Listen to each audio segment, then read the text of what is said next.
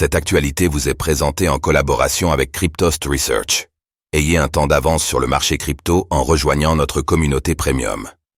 Limitation des paiements en espèces, restriction des crypto-monnaies anonymes. Que prévoit la nouvelle réglementation européenne AML ? Le Parlement européen vient d'adopter une nouvelle série de règles destinées à prévenir le blanchiment d'argent. Certaines règles sont désormais étendues aux fournisseurs de services sur crypto-actifs, et le recours aux espèces est désormais limité. Qu'est-ce qui change pour les Européens ?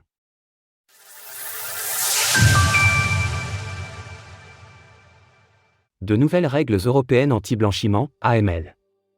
Les nouvelles règles anti-blanchiment d'argent, anti-money laundering, ou AML, avaient fait couler beaucoup d'encre lorsqu'elles avaient commencé à être évoquées. Contrairement à ce que l'on a pu entendre ces derniers mois, il ne s'agit pas d'interdire les portefeuilles auto-hébergés, non custodiales, mais d'étendre certaines règles aux fournisseurs de services sur crypto-actifs. Cela permet notamment de distinguer ce qui est exigé de certaines sociétés crypto. Les lois, qui viennent d'être adoptées cette semaine par le Parlement européen, précisent en effet certaines règles en ce qui concerne les obligations déclaratives des entités faisant circuler de l'argent, dont les plateformes d'échange centralisées de crypto-monnaies. Les fournisseurs de portefeuilles et de matériel sont exclus de ces nouvelles règles. Chasse à l'anonymat sur les plateformes d'échange. Qu'est-ce qui change alors ? Tout d'abord, les fournisseurs de services sur crypto-actifs seront désormais tous obligés de procéder à des vérifications d'identité de leurs clients. Autrement dit, les comptes de trading anonymes sont désormais interdits et les vérifications KYC seront étendues à tous les acteurs. En ce qui concerne les transferts depuis et vers des portefeuilles auto-hébergés, les plateformes d'échange seront désormais obligées de collecter des informations.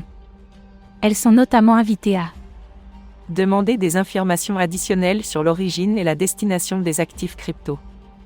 La formulation de cette partie est relativement floue, mais le message est clair, collecter des informations sur des portefeuilles qui seraient autrement anonymes. L'autre changement d'ampleur, c'est l'interdiction des crypto-monnaies anonymes sur les plateformes d'échange centralisées.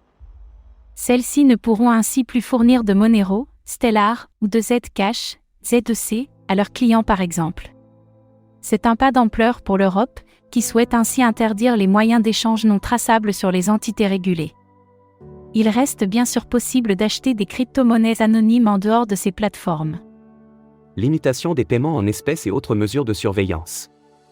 Cette mesure fait écho à une autre, qui concerne les espèces. Les paiements de plus de 10 000 € en espèces sont désormais interdits au sein de l'Union européenne. Pour les Français, cela ne change bien sûr pas grand-chose, les paiements en espèces de plus de 1 000 € étant déjà interdits dans l'Hexagone. Une nouvelle agence de surveillance est également créée au sein de l'Union européenne, l'Autorité anti-blanchiment d'argent et financement du terrorisme, AMLA. Basée à Francfort, elle sera chargée de superviser directement les entités financières présentant le plus de risques.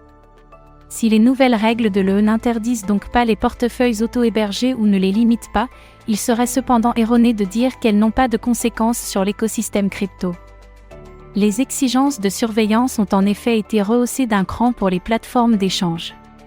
Par ailleurs, l'interdiction des crypto-monnaies anonymes sur ces services confirme la volonté de l'Union européenne d'avoir des réseaux de paiement traçables. Source : Parlement européen. Retrouvez toutes les actualités crypto sur le site cryptost.fr.